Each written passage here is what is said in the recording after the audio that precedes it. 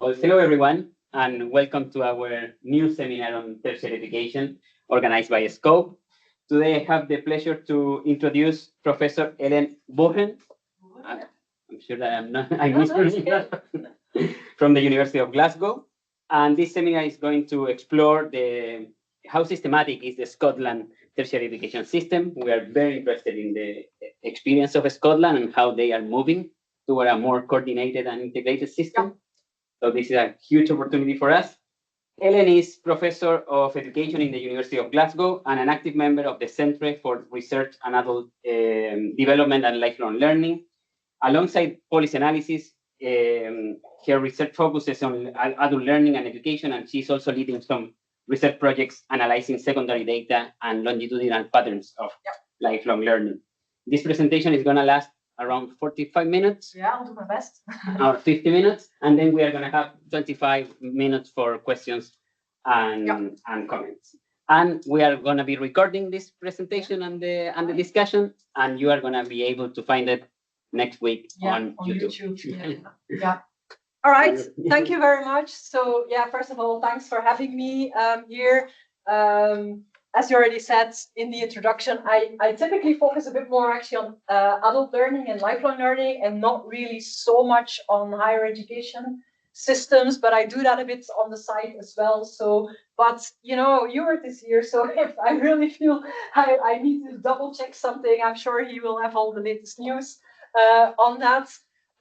So just for recap for people who weren't here during previous meetings, so we just finished a project on evidence-based policymaking in adult learning and education, a home international study. So later this year, we'll have a book out about that one. And in the meantime, we've started with a follow-up project where we're doing longitudinal analysis on understanding society to do more modeling on patterns of participation on an individual level and on longitudinal outcomes in the domains of health work and more community cohesion.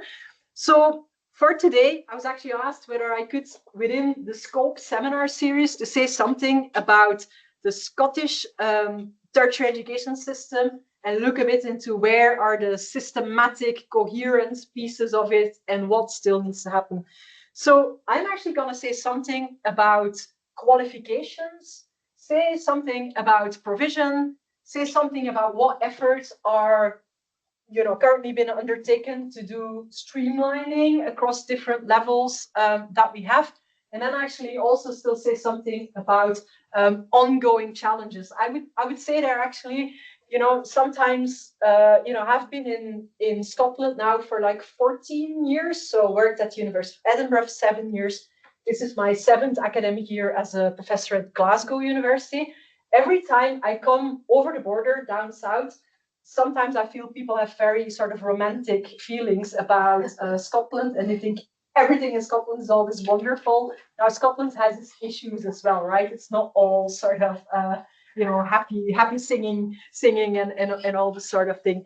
So I mean, first thing first, you see like Glasgow University knows it has pretty buildings and pretty pictures. So most of the, some of the photos that I take are from the University of Glasgow PowerPoint templates. But, here about qualifications, so students and graduation, the qualifications are nicely rolled up sort of thing. Okay, look, later on in this presentation, I am going to say something about the Scottish Qualification Authority, because actually since 2 or 3 weeks, 4 weeks, that has been changed over to Scottish qualifications. But actually, Scotland has its credit and qualification framework, so the SCQF. And this actually nicely plots out the sort of structure. So if it's about systematic structure, this gives you some sort of overview on that, right? So on the one hand, you have lots of sort of, you have of course a school qualification. If you compare a bit with like in England, people do GCSEs or A levels, that sits a bit more there on like the National 5 hires, advanced hires. But then actually, if you go to higher education institutions, higher education can be delivered in universities, but also in the colleges. And in colleges, for example, you could do like a diploma, certificates of higher education. And what I will tell you a bit later on is how that is also connected to pathways into universities, for example. And then you really have the sort of build up from bachelor's, masters, etc. But also you have a suite of apprenticeships and Scottish vocational qualifications, and they really go a bit from all the way up to graduate apprenticeships you can do, but also more like foundational apprenticeships for, like the younger teenagers actually who are still in school, but also people who maybe don't go the sort of advanced higher routes, but who go into like modern apprenticeships. And I'm sort of gonna unpack that a bit more in detail as well. So yeah, I mean, up to a certain level, you could say, it is somehow clear what the different levels are. So typically, when we speak about tertiary education, you sit here actually in like the 7-8 boundary where it goes up. So up until here, they're more or less like 16, and in schools, Scotland, if I'm not mistaken, is still one of these countries where you can stop at 16. So not as in England. In England, you can leave school at 16, as far as I understand, but you have to do something up until you're 18, right? In Scotland, that's not the case, right? In Scotland, if you're 16 and you want to go, you can go, right? So it's not compulsory to keep on doing something. So this is a bit like the sort of skeleton of the different qualifications that are there. The apprenticeships, they are really sort of in combination with, employers as well, and with, involvement of universities or colleges, or like the higher up ones as well. So there is a bit of a mix there. Now, just to go a bit into provision, and here I've basically decided to structure it first according to 3 recognizable sort of levels of provisions or examples of provisions. First of all, universities.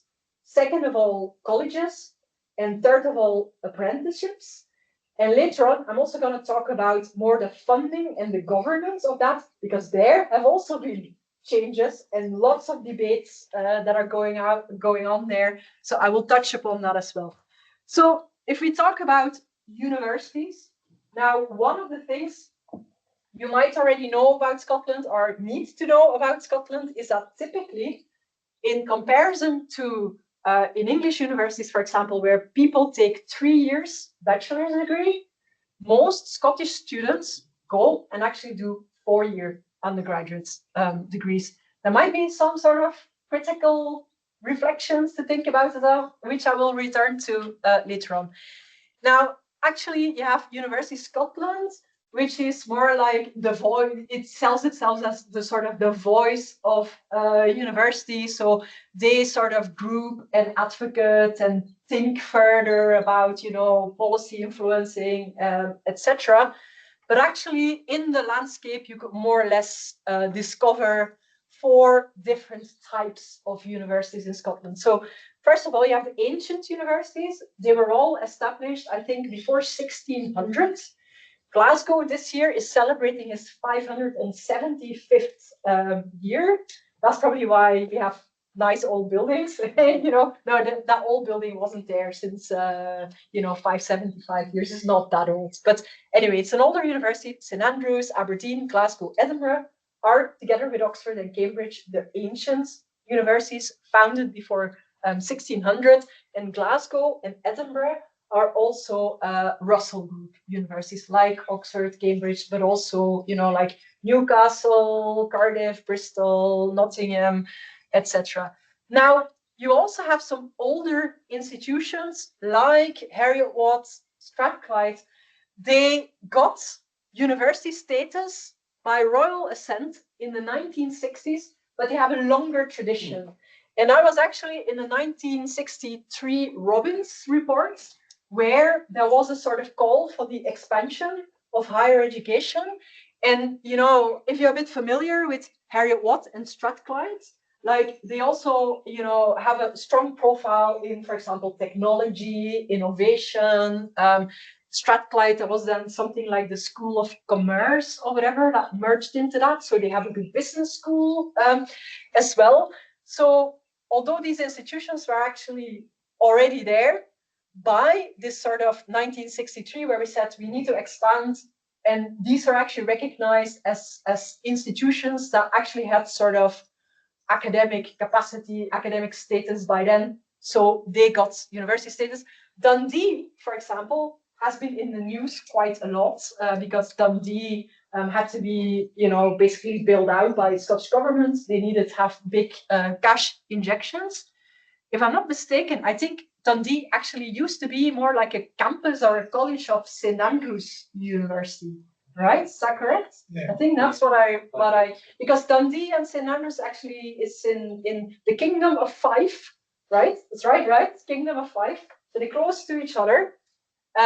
Yeah, so that's what happened there. And then, like, in England, devolution in Scotland actually is more like late 1990s that we're talking about, but it has always had some distinction in education anyway. But also what in England as post-1992 universities, that is the same in Scotland.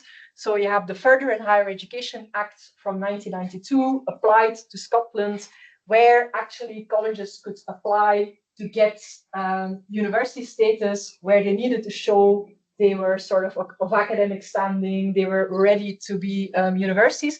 Now, not all of them that are there did get university status in 1992, because I think Queen Margaret actually only got university status sometime in the mid-2000s, right?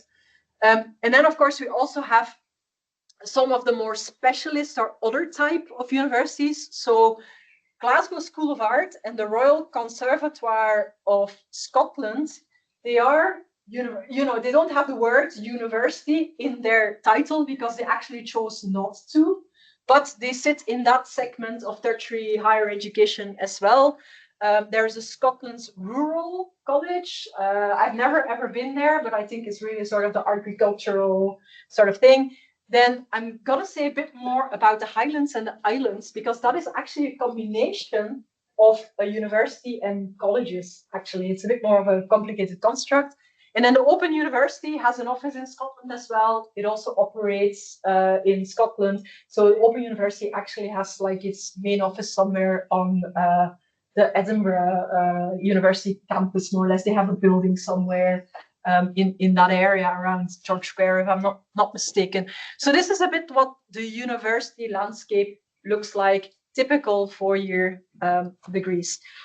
Now, one of the other things I'm going to say, so universities are autonomous institutions, right? They have their own sort of senates and courts, and can make decisions. But of course, where do they get their money from? And if we're talking about undergraduate education, they have agreements with the Scottish Funding Council. Do they still call it outcome agreements, or has that name changed? It's sort of changed. Yeah. So they basically say, okay, we're autonomous institution. We make a sort of deal with the Scottish Funding Council on what we're going to deliver, and what was typically called as an outcome agreement. In return for us doing this, and that, you give us a teaching grant that is basically gonna fund our teaching portfolio for undergraduate students.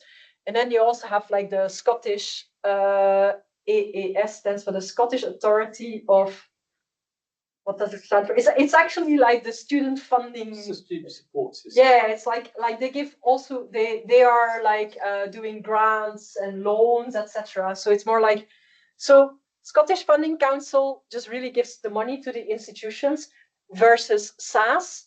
Actually, when we say there's no tuition fees in Scotland, well, actually there's something like 18-20 pounds that is regarded as a fee. And students don't pay that themselves, because that comes from SAS. So SAS actually pays a fee to university for every place, but they also get money from the Scottish Funding Council under the teaching grant. And of course, another income stream for universities that is also channeled through SFCs, for example, the block funding for research that comes from the QR, quality research funding through the Research Excellence Framework, the REF. Okay. And later on, I'm also gonna say something about quality assurance because there's another change there as well. So quite a lot of changes. So I'm here at the right moment, it seems. But basically, like, look, what is one of the distinctiveness of the Scottish education system? 4 years degrees, but also undergraduate students who are Scottish domiciled, who have been in Scotland domiciled in the 2 years, I think it is, before they want to go to their undergraduate degree, do not pay tuition fees. Because the small fee, something like £1,800, is they apply for funding from SAS. SAS pays that. The rest comes from Scottish Funding Council, etc. But here is the problem. Right? What does a university get in terms of public funding to teach the undergraduate students? That is what is in red. What does it cost the university to deliver quality undergraduate education per student? That's more, right? So I know, like, conversations in my department that we're having, well, we maybe get for something like £7,000 or £8,000 per student, but actually, if we really want to deliver high quality courses, it's costing us, maybe close to 15,000 or 12,000 or whatever. So that is always a bit like, the system of the students not having to pay fees is actually creating a burden on the system. And that is also a bit like where I intentionally put the types of the universities in 4 different blocks, because that is then where you start seeing the effects, right? So Scottish domiciled students don't pay fees, but the rest of UK students do, right? So if an English student wants to come and study with us in Glasgow, they have to pay fees, as they will have to do here, right? EU, we don't have that many of them anymore because, after Brexit, when someone was living in Belgium or in, let's say, Czech Republic or Bulgaria or whatever, because they were covered under the EU rules, they could actually have a place for free in a Scottish university. But after Brexit, that no longer works, right? So it's not really that attractive for them anymore. And then there's like the rest of the world that then pays fees and even higher fees for undergraduate, right? So what is happening? A university, and this is what you see in the ancient universities and Russell Group universities, because the places for the undergraduate students are actually capped. They can't take as many in as they want. They need to sort of have a model that works. So if they basically say, okay, this is the Scottish domiciled students, but we want more money, so we're also going to take in other students from other corners in the world who do pay fees and actually cross-subsidize the system. But that mainly happens in the Russell Group universities and the ancient university, because they have the prestige for international students to come and study there. And you basically see that if this is like post-1992 university in Scotland, it's in the same city, but their student composition, where they come from, is really different, right? And that is a bit like coming up with the elections in May. You might have heard of this rock that Alex Salmond installed in University of Harriet Watt it was. And Alex Salmond, for those who don't know, he was like the Scottish First Minister. He actually died like a few months ago or last year or whatever. It basically says the rocks will melt with the sun before I allow tuition fees to be imposed on Scotland's students. So for people who are international students or whatever, this is someone who was the head of the Scottish Nationalist Party. And the Scottish National Party, who wants Scottish independence, who are very proud about Scottish distinct identity, they swear on free tuition fees. And as you see here now, in the run-up to elections, where actually someone from SNP said, in election year, Scotland's higher education minister says fees policy non-negotiable. You know, we're looking at all parts of the system except tuition fees. Now, this is a principle from Peter McPherson from University of Edinburgh. Will have been there now for 8 years because the last year I was at Edinburgh was his first year there. Well, he's basically saying, like, look, guys, we might have to change this model, right? Because at the moment, you know, we can't take as many Scottish domiciled students in as we want because the other ones are gonna pay more money, etc. And it's also like, you know, 4-year degrees are also like you add on that extra year, etc. So, you know, and it's there a bit like, yeah, will be interesting to see how that's gonna sort of fold out in elections. And of course, it's a difficult. It's from a rational point of view. It might be the time to do it now. But is the sentiment among the voting population gonna be there? You know, so we'll have to keep on tracking what's gonna happen in that space. Okay, now I'm gonna talk about the colleges, right? So, I mean, the colleges, there's like an audit general report that is published every single year on the financial state, etc., of the colleges in Scotland. And what you basically see here as well, where you had like the 1992 Act, when some of the colleges turned into universities and got university status. But that is also the moment where actually then, you know, colleges got some sort of what they call incorporated colleges. Actually means that you sit under a sort of accountability system to the government, and these actually also get like audited by the Scottish government or the Scottish auditor sort of thing. So, but if you look into 2011, there were 41 colleges across Scotland. And then there was a post-16 Education and Scotland Act in 2013.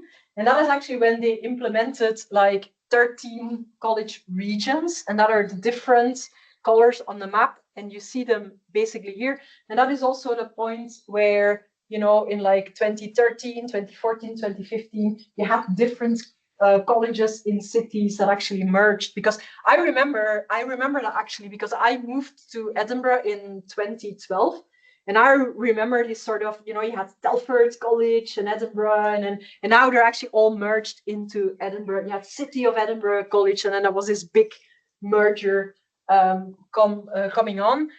You have like a few here that are not in bold; they are unincorporated, which basically means they also have to do their financial audits because they also, you know, get public funding, etc. But the construct is there a bit different. Like as far as I understand, in Orkney, for example, it's more linked with like the local authorities there, and it's really more like island provision, etc. So they also need to have their finances audited, and apart from that, but their legal status is a bit different. New Battle Abbey College, which is not far from Edinburgh, that actually is more like an independent company style thing, I think, these days. And then you have like on Skye, this more like a Gaelic language college. And then you see here the Highlands and the Islands. So what there actually happened, so you had sort of all these sort of campuses across the Highlands and the Islands. You know, as you might know, Scotland is actually a fairly big landmass, right? It's something like around a third or so of the landmass of Britain, but it's only like around 5.5 million people living there.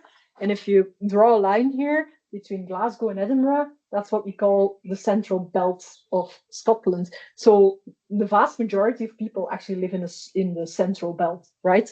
There's even like, this is now totally not related to higher education or whatever, but there's even like somewhere like a tiny village, and you know, they don't have a school because it's so tiny. And then the other side of a mountain and a lake, a loch actually we call them in Scotland, is another village with a school, and these kids from that village are flown over every single day. It's a 2 minutes flight But for the couple of children that live there, it's not worth it to have school there. So I don't know whether the Scottish government actually sponsor that flight. I don't really don't know, but there are children in Scotland who on a daily basis go to school by a 2-minute flight. That's really true story. So it gives you sort of an idea of, it's like big landmass, but not a lot of people live there. You have all these colleges there.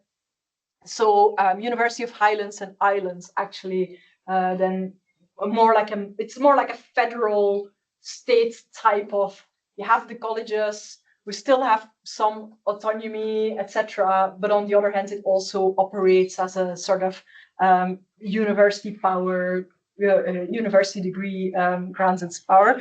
Now here as well, Scottish Funding Council sponsors the colleges. As far as I understand, that is not really so on headcount, but on credits. There's something about credits, right? So if you basically say, like, we offer, students are taking 40 credits, because you have under the Scottish qualification framework, it's also like a course is, and that's also, you can translate that to the European credit transfer system. So basically, if the students with us in Glasgow do a 20 credit course under the Scottish qualification framework, and you translate that to Europe, it's actually 10 of these acts, like European credit transfer system. So they get, for the credits that students are taking, based on a credits basis, they get their funding from Scottish Funding Council. And typically, the students then don't have to pay themselves. But of course, if you go into a college degree or college qualification somewhere and you need to live away from home, they can also actually access, like support for living expenses or take out loans for that one, etc. So that's a bit about where we are with the colleges. And then you have the apprenticeships. Now, up until now, but I'll talk a bit more in detail about that later on. Up until now, you have a body that is called Skills Development Scotland, right? And Skills Development Scotland is actually sort of receiving the funding and doing the management for apprenticeships, but this is going to change, as I will later on tell you. And as I already said, like apprenticeships, that's not just about employers, it's really sort of Skills Development Scotland is the body that sort of manages, oversees, receives funding, etc. They make agreements with employers who can then sort of advertise for taking in. And, if there's a bit like a college learning component in the apprenticeships that they have to do. Now, typically, there's actually sort of 3 levels of apprenticeships. So the foundation apprenticeships are more for like younger teenagers. They actually stay in school, but they get some work experience. As far as I understand, the foundation apprenticeships don't go into an employment contract. No, they don't. And in future, they will not be called an apprenticeship. Okay, Good. yeah. It's more like some work experience that they can get. Yes. But you see, actually, if you search, there's a website, apprenticeship.scot, where you can see all the apprenticeships. There's only 15 of them, right? So it's actually not really a lot of them. Then you have like the modern apprenticeships, and those are, for example, 16-year-olds who are 17-year-olds who say, well, I'm not sure, I will take the university route or whatever. And they typically then will apply for jobs with an employer, they get paid, but in the meantime, they're on some sort of training route that will eventually lead to one of these qualifications. So you have the typical SQA qualification, but also like the vocational qualifications, etc. So these people are there. Now, to give you some examples of apprenticeships, because the modern apprenticeships is actually, more than 104 that are there. So it's really like in quite a lot of sectors. Like you have, for example, people working for the NHS, people who want to like do some support work in a pharmacy, for example. There's, they don't go to university to become a pharmacist, but in a pharmacy, you also need like non-university degree, assistants, etc., so they can then have work experience in a pharmacy and do it that way. Now, actually, at the moment, I'm working with someone who's doing an apprenticeship, and I was a bit telling over lunch, like I lost a lot of weight in the last year, and I was basically saying, like in the beginning, I did a lot of walking, and then I said I need to develop like a hobby where I do some sports. So over the summer, I started playing tennis. And there is a girl, her name is actually Megan O'Brien, so remember the name. She is currently the 16-year-old Scottish national tennis champion for 16-year-old girls. So she went to school until last year, and now she's actually supported by Tennis Scotland, by I think also by the LTA in London, etc. So her ambition is to become a tennis pro. She's now starting to go to tournaments all across Britain, etc. But in the meantime, she's doing an apprenticeship coordinated by Skills Development Scotland, who has an agreement with Tennis Scotland for her to get her LTA level 2 coaching qualification. And I'm doing coaching lessons with her, right? So she is, it's quite funny because the first time it's like, oh yeah, what do you do? I say, oh yeah, I'm a professor. I look into training and so it's every, after the session, it's like, how is it going? And, it's so really cool actually to sort of see people doing that sort of roles. But also like, a bit the thing about work-based learning, so job seekers, etc., who can do some training as well. But I'll come back to Skills Development Scotland later on because of some of the changes that are, on the table there. This is just like an example of, what a modern apprenticeship would do.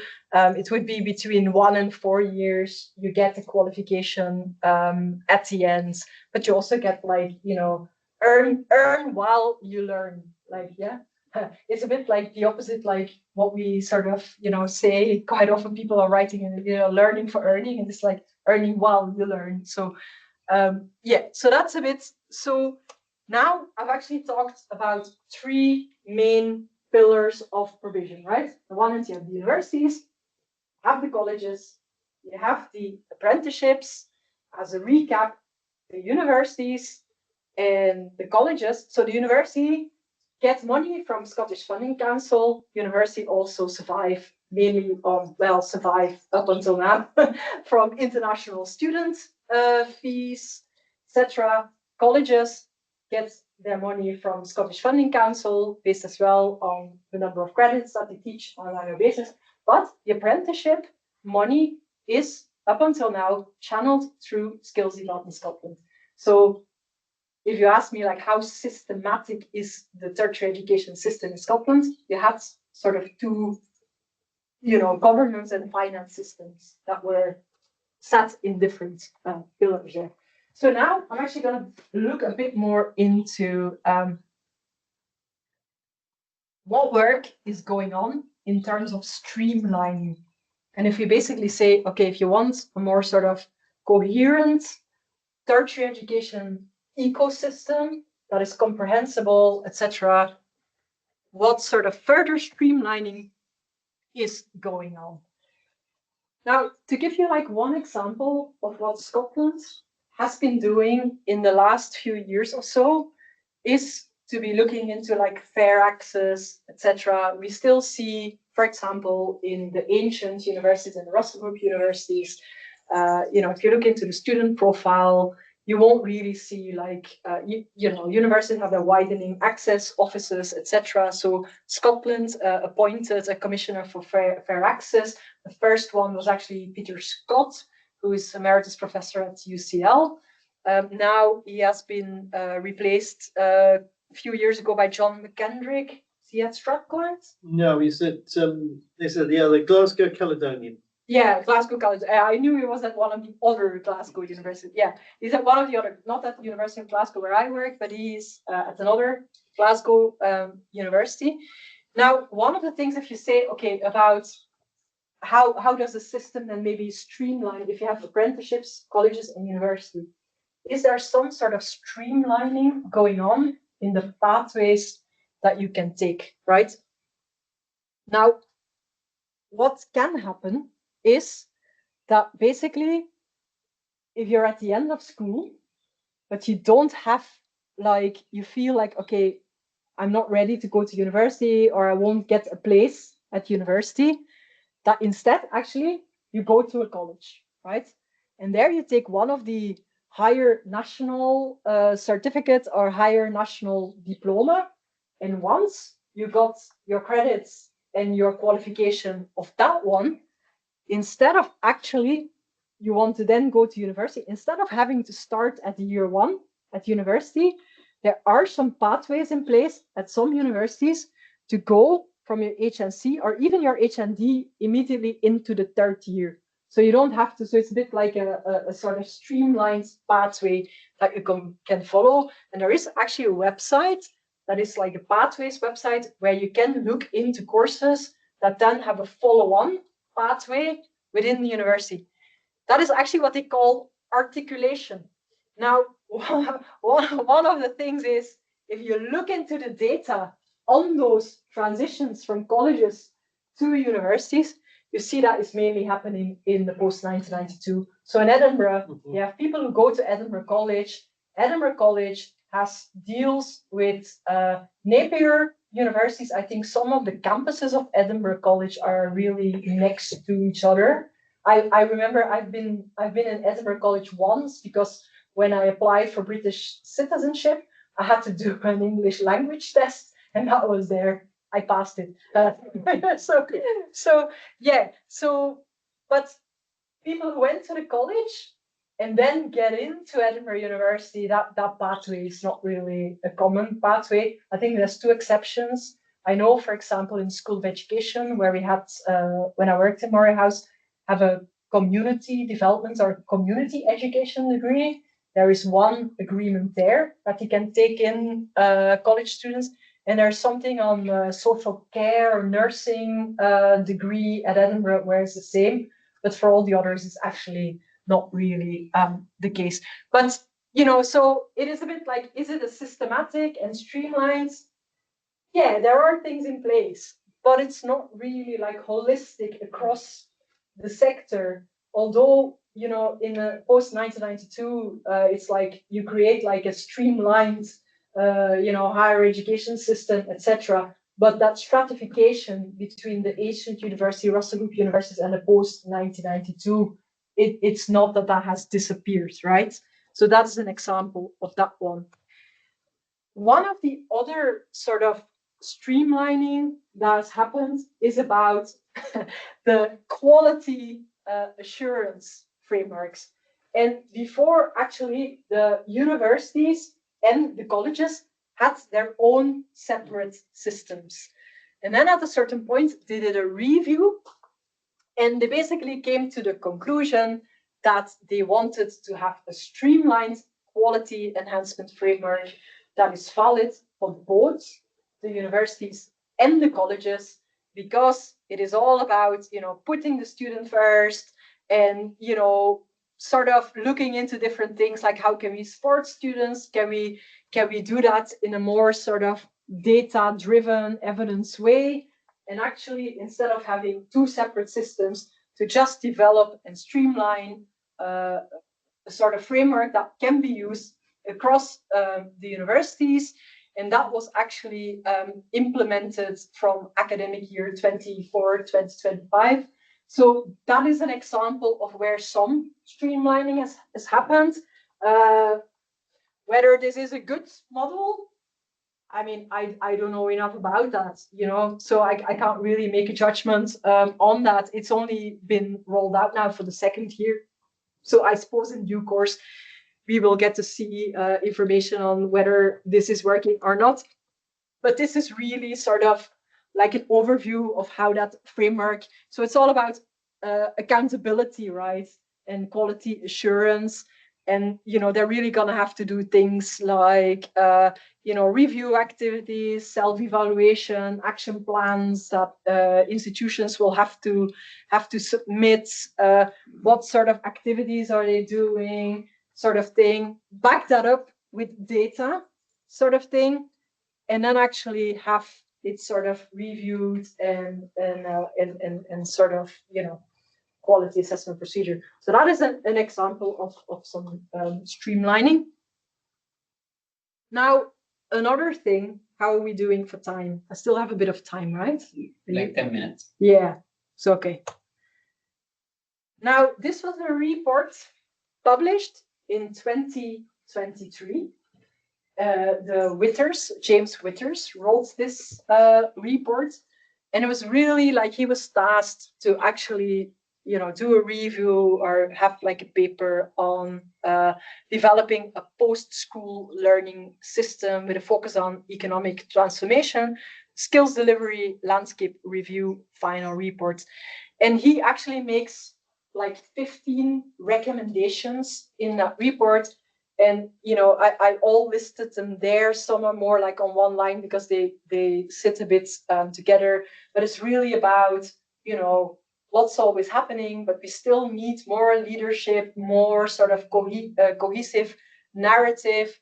There needs to be a stronger focus, even if the colleges are now in these 13 regions, etc. But still, regional skills planning needs to remain on the agenda, etc. But also here, like new qualifications body is something I'm gonna quickly say something about later on. Skills development Scotland reform, and establish a single national funding body. Those are three examples that I'm in the next slide gonna say a bit more about. Now, the new qualifications body, it is there now. It literally kicked off on the 1st of February 2026. So it's literally like 5 weeks old. Now, my feel is a bit from what I've been reading about it so far.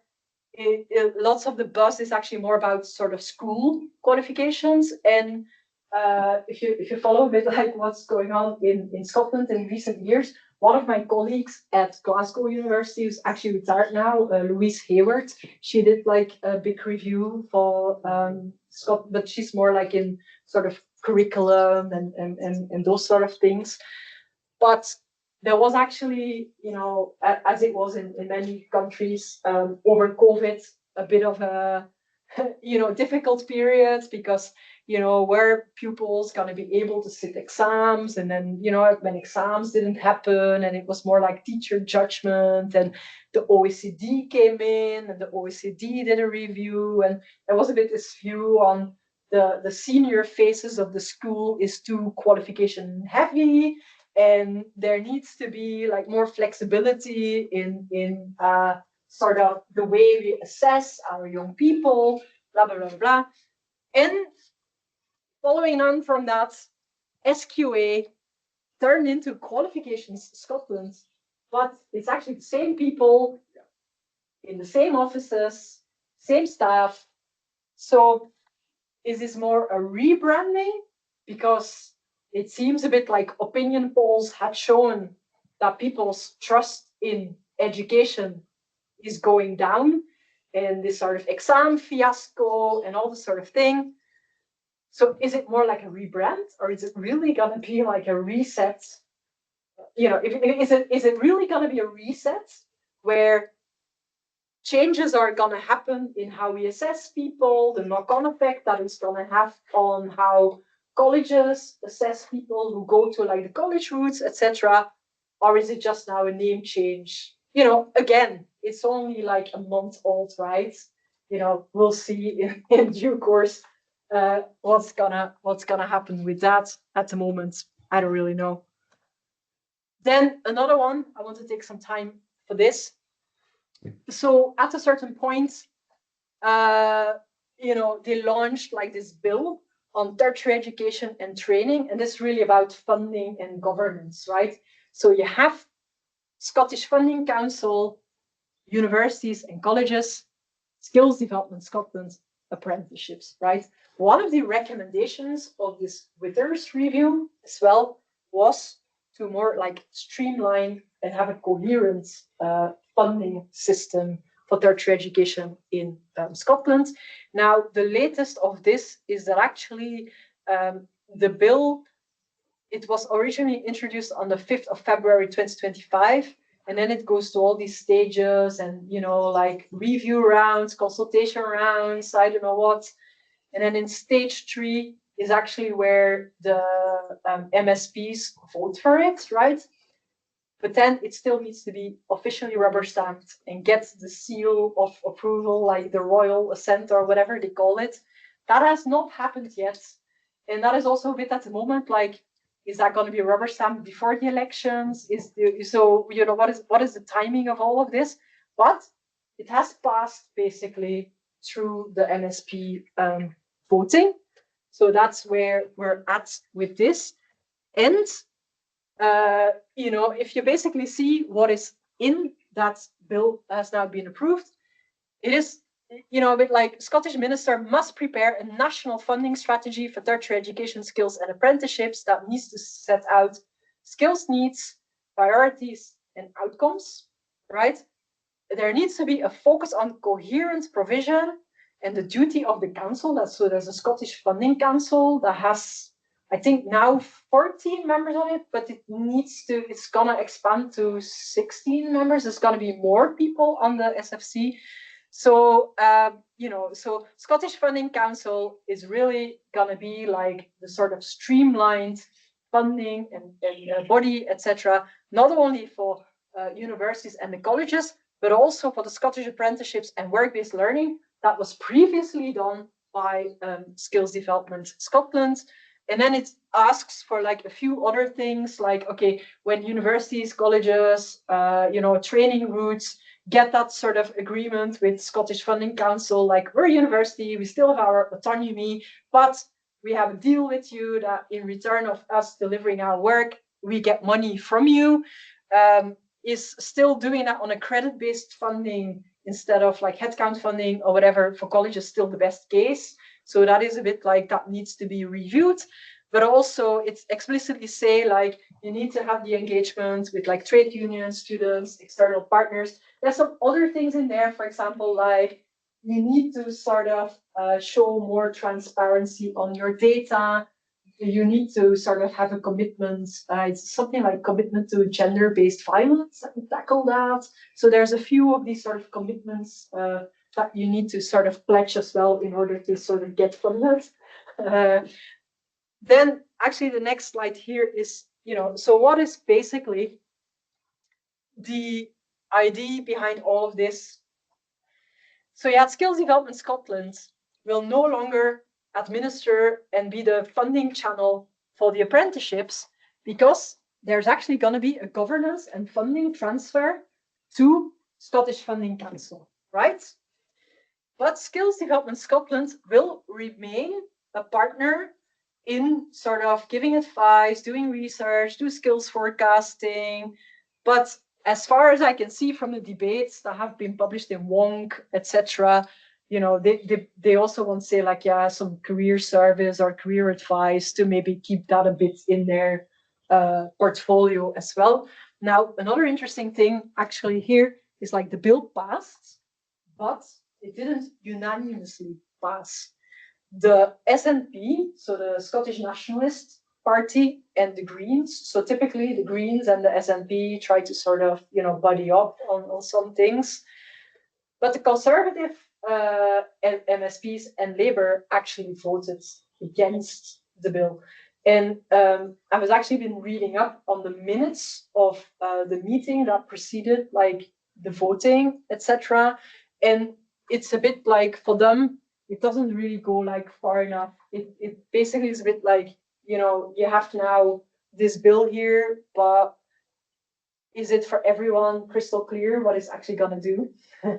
Is it still like, you know, do we really sort of need to sort of now quickly pass this through, or do we sort of need some more time to think it through and whatever? Does it really deliver what the Witters review all basically said that needs to happen, sort of thing? So for them, it was a bit like, we're not really convinced that we now sort of need to rush this through. There's also like elections coming, etc. So the Conservative and the Labour Party did not support it. Okay, so I mean, it was a bit about some other things that are happening in Scotland. So you might have heard that then in the meantime, they also set up like a future framework for the sustainability and success of Scotland's universities. So that is actually a bit like planning out the sustainability, the financial sustainability of universities for the next 20 years. There's like, I think, 15 people. I know Ellen Hazelgarn, who will be here next week. Yeah. I think she's on that. I saw her name on there, so she will be on there. So what they're actually going to do now is they're sort of going to do an evidence review on, what is the sort of financial situation of the university? What should universities actually be for? What's their future role, etc. So getting the evidence and the sort of direction of the sector, get that out. And then they actually want to do a sort of go a step further and see like, okay, what is already happening? How can we make universities more efficient? How can we sort of turn this, because in the end, what we're talking about is, a financial crisis in universities. Not only had Dundee, really get like a big injection from Scottish government, but other universities have done voluntary severance schemes. Or, like I know my own university, Glasgow, we still managed to make a small profit last year, but, that is not really, in terms of decrease in student numbers, etc. It doesn't look like we're going to make like masses of profit in the next year or the next 2 years or whatever. And then really have another phase where they try to come up with, some policy solutions. So, that is a bit like the thinking, but, it's a bit, as I said, like there has been streamlining ideas and initiatives going on, but that bill has only been rubber stamped 6 weeks ago. Scottish qualifications, the SQA replacement is only operational since a month. This work has only just started, etc. So there's still, there's quite a lot moving, but how successful it really is going to be on the longer term is probably still a bit of a question mark for now. So I actually want to sort of end my presentation with this slide on, okay, if the question for this seminar is how systematic is the Scottish tertiary education sector, we can see there is like the Scottish qualification framework. They have done work in sort of trying to streamline more like the funding model, the quality assurance, so there's definitely a lot happening, but that doesn't mean that there's no sort of ongoing challenges or things that maybe need to be put on the agenda as well. And I know a few weeks ago or so, or last week maybe even, you had you Morris, from Wales. But you actually has done some work in Scotland as well. And, like 2 months ago, he published this paper with like Scottish think tank Enlighten about where next for Scottish universities and colleges. And I really like this report, as some really good reflections in there where, if you really look at their core points, it's like, well, the funding system is unsustainable. I think there's an agreement on that, but also a bit like, this no tuition fee stance, that is so a system that is so over reliant on the intake of foreign students, etc. This debate on tuition fees. Actually, he ends that paper with like a nice sentence saying like, it's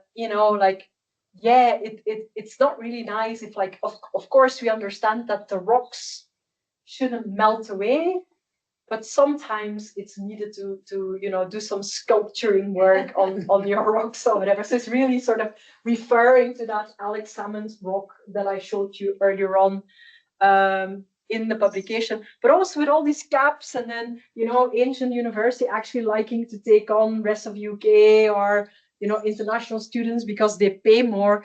Is it sort of squeezing out the home students in the most prestigious places? Is it really needed to have that 4-year degrees? People like it. It's there for a reason. But it also comes with a price tag one. right? Also, you know, in that paper, the author is also a bit sort of critical here about the futures framework for university, because that is really focusing on the universities, right? But actually, if you look into the data, what I showed you earlier on, that report from the Auditor General Scotland actually shows that last year, 92% of the colleges in Scotland were in deficit.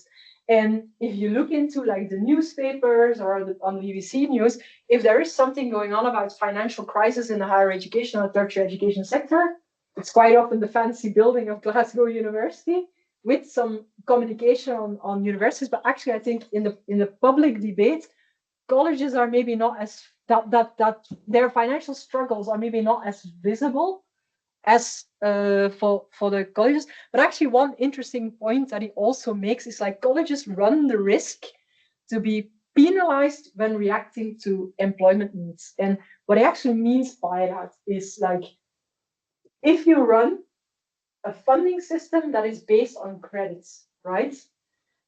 Of course, as a college, you want to offer big packages with a lot of credits, right? Because for every credit that you deliver, you get money.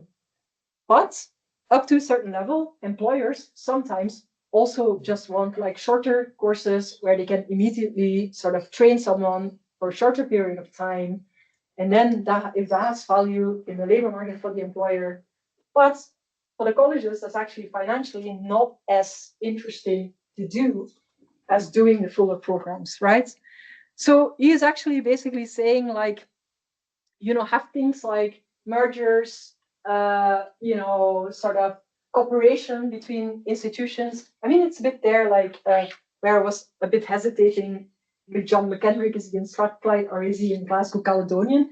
If you've ever been in Glasgow, these two universities are actually next door, right? You can walk in literally 5 minutes from the Strathclyde campus to the Caledonian campus, but they're two separate universities, right? So how much of sort of sharing of services, etc., can there be going on, etc.?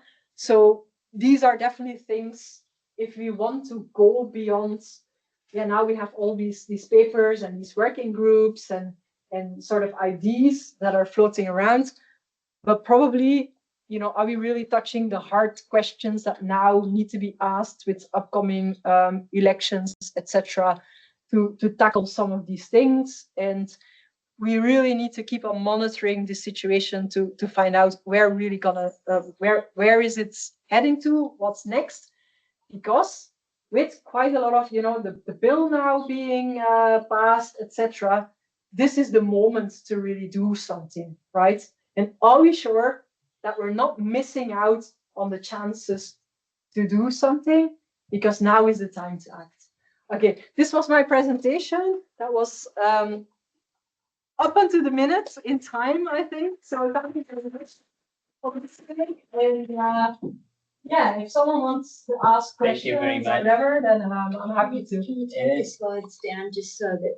Oh yeah, we can see the people. Yeah, of course. We have a question online, and we can start with I think, yeah. Okay. Pauline. Yeah. Hi. Can you unmute? You are muted. Yeah, sorry. Can you hear me? Hello. Yes, Perfect. yes, I can. Hi there. So I've kind of got a few observations. If you don't mind, that was a really, really great overview. Thank you so much. I recently stepped down as the CEO of the qualifications framework for Scotland. Yeah, And I'm not sure whether you're aware, but the qualifications framework, unlike in England, is actually from schools throughout life with its 12 levels. And incorporates both vocational and university and academic achievements. So there is already a structure actually there in order to enable streamlining. It just requires the willingness of the actors within that structure to actually want to see that. And I think that's what has been a lot of the problems with progress with a lot of these reforms. We very much promoted parity of esteem, not just of qualification types, but on learning pathways, so that colleges are not just routes to entry for universities. And of course, that then comes back to your funding point. There will be a review of college funding as well. That's been sort of mooted in the last couple of weeks. But what would have been far better in terms of a systematic approach would have been for that framework that's just been set up for universities to actually have been for tertiary education. Because if you've got a quality enhancement review method that's covering tertiary, then you really need, and you want students to be at the heart of that, then it would have made a lot of sense for that review to be a holistic review right across post-16 education. And I think it's a really lost opportunity that hasn't been the case. I think one of the areas which I think could make a difference, and when they're looking at the whole funding model for colleges, will be ensuring that recognition of prior learning is embedded, and that's something that we've been really calling for, to enable college articulation agreements to be far more widespread and actually the expected thing and not the thing that's the exception. And so I think there's huge opportunities, but there's been a lot of cautiousness not to interfere with the different territories that are fighting for the space. And the one thing that I think is really worrying for me in terms of your challenges ahead is that I don't see students and learners mentioned anywhere in some of the statements at the heart of these new review initiatives in terms of funding. This should not be about sustaining institutions. It should be about benefiting learners. Thank you very much, Pauline, for your intervention.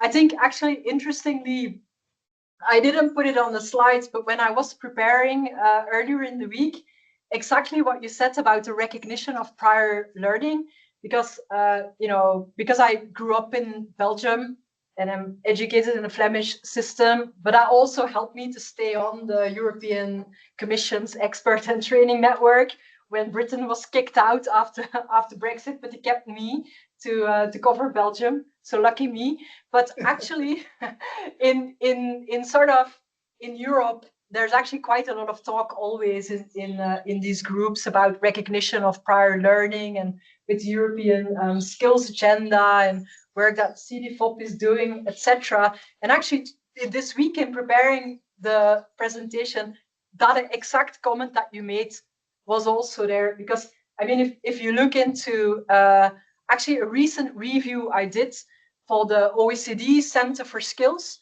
was about informal learning. And if you now see like the presentation that I've done for today, it's actually largely about qualification oriented routes, right? But quite a lot of what we learn is also done, learning by doing, trial and error, etc. And it seems like that sort of discussion on, for example, informal learning and how can we sort of recognize what people learn, maybe just on a day-to-day basis in the workplace, that doesn't get captured in a qualification framework or in an agreement or in a learning outcome, but actually maps onto it. And that discussion, I didn't really come across that. So I think, that's definitely something we need to think about for the future. So if Skills Development Scotland can fund, or maybe the funding might go, like have a PhD studentship on that or whatever, I'm happy to supervise. So that would be great. I mean, certainly, I think that there is the work on the learner profile, which is now kind of underway for schools, for school pupils now. Very much has that informal learning skills side of it. It's how that's actually used and whether it does count towards recognizing that learning formally. It will be the trick. Yeah. Lisa? So my question sort of builds on Pauline's comments. From what I can gather from your great presentation, is that Scotland's trying to set up a more rational system with the mechanisms of governance and all of that sort of stuff in place, and everything nice, neat and rational, which is good. But my experience is that actually what matters is relationships between institutions. And I'm just wondering, and relations of trust.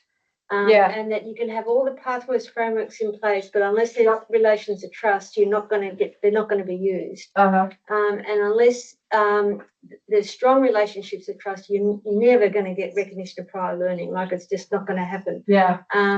So to what extent is there in this lovely rational planning any frameworks for building institutional relationships and institutional connections?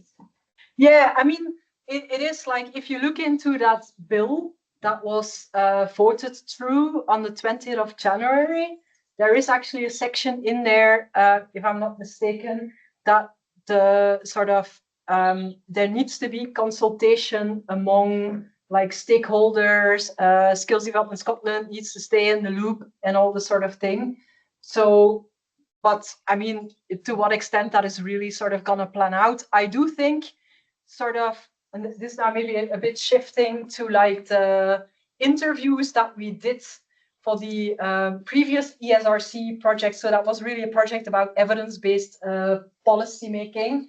And it's basically the interviews that we did with wider stakeholders, etc., in Scotland, Wales, Republic of Ireland, and Northern Ireland. We definitely found there that the connection between the policymakers and the decision makers and the stakeholders was closer in the devolved nations than it was in England. In England, we really heard stories about, you know, people in trade unions under the Conservative government. They would respond to a consultation and they never ever heard anything back, or they were never invited around the table.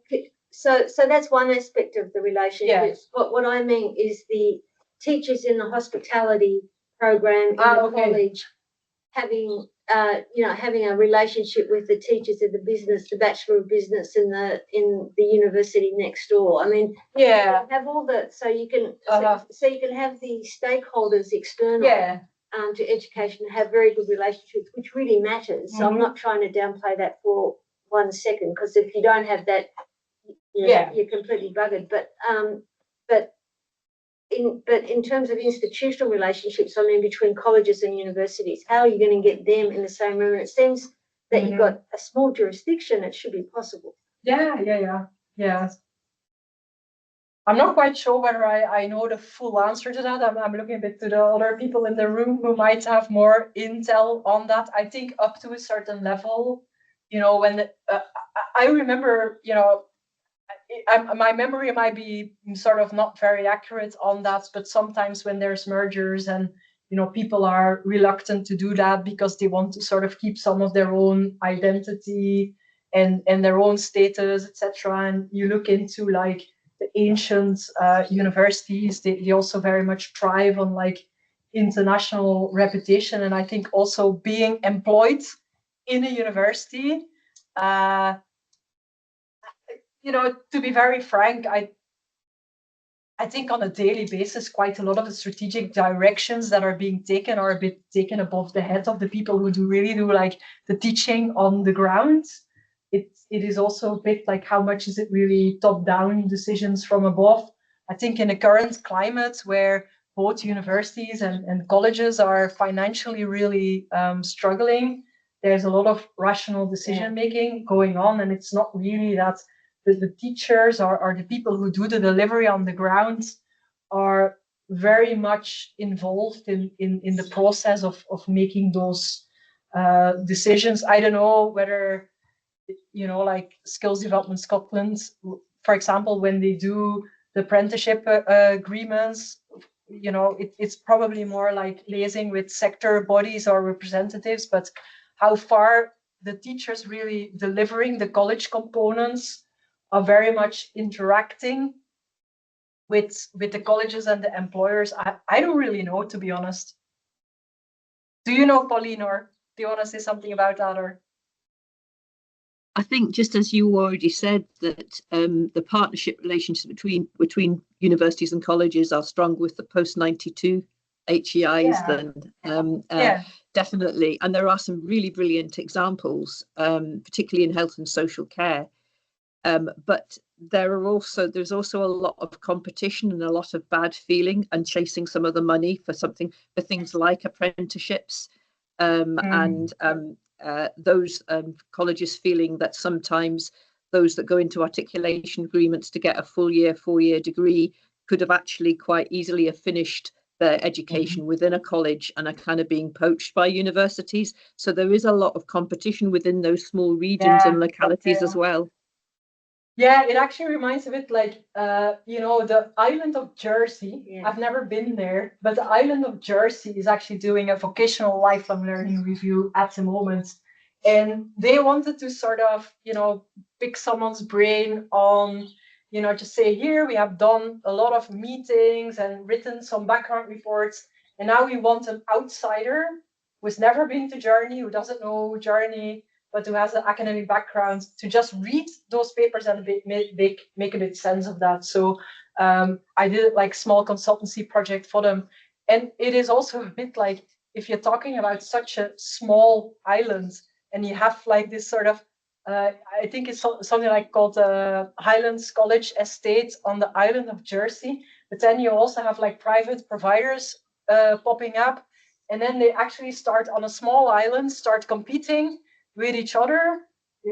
It's a bit there. You have a choice between competition or collaboration, right? And it's there a bit like you need to make decisions. And I think it's really like what you say about the colleges and the post 1992 universities. That connection is, also because of their historical backgrounds, is different from the ones that were already universities between 1600. I mean, sometimes if you look into data from ancient university in St. Andrews, which is located in the Kingdom of Five, right? As I said before, if you look into undergraduate students that they get in their first year undergraduate who are Scottish domiciled, who grew up in Five, there's not a lot of them. And actually, the University of St. Andrews, it's really like, Prince William went there, rich Americans go there. It's not, you can't compare that with, for example, the Glasgow College or whatever. It's a streamlined university system, but in reality, the stratification between institutions remains there. Ravi? Yes, I approach the same issue, but from a different direction. Your map had very nice regions, which I presume were geographic entities. Are they also educational entities? Do we have the Fife Regional Education Commission, for example, which coordinates all the universities and all of the colleges in Fife? No. I mean, but you have like local authorities in Scotland. But what I didn't speak about today is more like the community learning angle. So I think for community learning, there are agreements with like local authorities, or they have like what is that called? Like the community learning developments. They have something. I can't remember because it's going to do the funding council, but we don't know about it. Exactly. So, but I mean, that is also another opportunity for post-school education, or for people who sort of want to do learning throughout life. There is another angle of education provision or education and training interventions, but that does not sit within this sort of apprenticeship or Scottish Funding Council universities, etc. But so no, it is. I mean, it's basically a no to what you say. Yeah. But you can imagine why somebody might think it appropriate that colleges and universities, which are neighbours, might be included in the same. I'll tell you what interesting story. What happened in Belgium around mid-2000s. So Flanders has 5.5. Well, Flanders has 6.5 people, right? So in terms of population, it's not far off. It's not that much bigger than Scotland, but of course, the landmass of Flanders is much smaller, right? And in Flanders, you don't have that many universities. You have Leuven, Ghent, Antwerp. You have a university closer to the border with Germany. You have Brussels, and that's basically it, right? And then you have Flanders still has this dual system of sort of polytechnic type colleges where you can do bachelor degrees, but you can't do masters or PhDs there because the masters and PhD, that sits in the university structure. Now, at a certain point, the then minister basically said universities and the colleges need to work more together. And therefore, every university has to form an association between the universities and the colleges. Now, where I grew up, so my mom is actually Dutch, so I really grew up at the border with the Netherlands, most northern village of Belgium, very close, literally 2 streets away from the border. The closest college there is a Catholic college that is closest to the city of Antwerp, closest to University of Antwerp, because they are a Catholic college. They decided to have their cooperation agreement and go into the association of the Catholic University of Leuven. And the same happened with a Catholic college at the coast. So they have, or it's like a Catholic college in Ghent that sits next to the University of Ghent, decided to go into the Catholic Association with Leuven instead of partnering up with their neighbor. And that is then a bit like, okay, if you talk more from a local geographic cooperation between universities and the colleges, that was totally not the intention, of course. But that's how it happens to play out, because they were more forming partnerships on their ideological alignments than on the geographical. But it's a bit like with this Witters report, as far as I understand, they're really like the call of, it's about regional skills planning as well, right? Like you need to sort of fill jobs, labor markets. I mean, the Glasgow labor market doesn't work the same as the Highlands labor markets. So, that those sort of components all need to be like being thrown into the question as well. Thank you very much, Ellen. It's already 5:30. And thank you everyone online and here in the room for engaging with the discussion. Next week, we have our last seminar with Ellen Hasselkorn on the tertiary education system in the Republic of Ireland. And we have other events also organized by SKOPE next week and the following week. So please go to our website. You can find all the information there. And now we are sharing here the event for the next week, but there are more coming in May and April. So please go to our website to see. So thank you very much. My pleasure.